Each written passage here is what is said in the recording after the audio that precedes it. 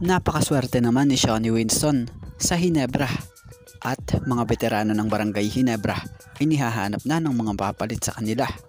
So bago nga natin talakayin yan, shoutout muna sa mga solid nating ka-teammate na sila Charlotte P. Kayanan, Juvie D. Villarosa, Jeffrey Cabanilla, Turto Garandi, and Juan Solige.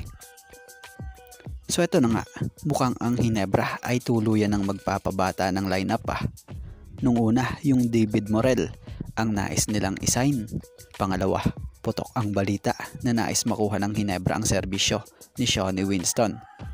So ayon nga sa ilang mga source, ang Hinebra ay sinusubukang kuhanin si Winston na kung saan ay nilagay noong last month ng Converge sa trading block.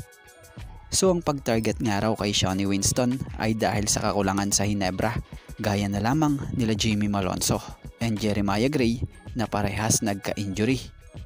Pagdating naman sa mga gwardya ng Barangay Hinebra San Miguel, ay di na nga rin raw bumabata ang mga ito, gaya nila L.A. Tenorio na 39 years old na, Stanley Pringle 37 years old na, at etong si Nards Pinto na 33-year-old na. So di na tayo magtataka kung bakit nga gano'n na lang ninanais ng Barangay Hinebra na magkaroon ngayon ng batang player, dahil ang gaya nila nga mga ilang taon pa talaga namang paretiro na rin sila. So si Shawnee Winston na tinatarget ng Hinebra, ito yung player na natural scorer. Kung tutuusin yung laro niya sa Converge, di pa talaga nga po iyan yung laro niya dahil ang totoong laro nito yung pinakita at ginawa niya noon sa Lasal. Si Shawnee Winston ay isang 6'4" spot up shooter. Magaling itong guard na ito. May magandang court vision. Nagtataka nga tayo kung bakit sinabi noon na di ito fit sa system ng Converge. So si Shawnee Winston isa ito sa player din na naturuan noon ni Coach Tim nung nag-ensayo ito kasama ng Gilas noon.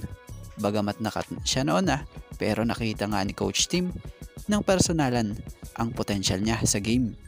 So kung makuha to ngayong Philippine Cup ng Barangay Hinebra, right move to para sa Barangay Hinebra, lalo't nagkakaedad na nga ang mga gwardya ng Hinebra.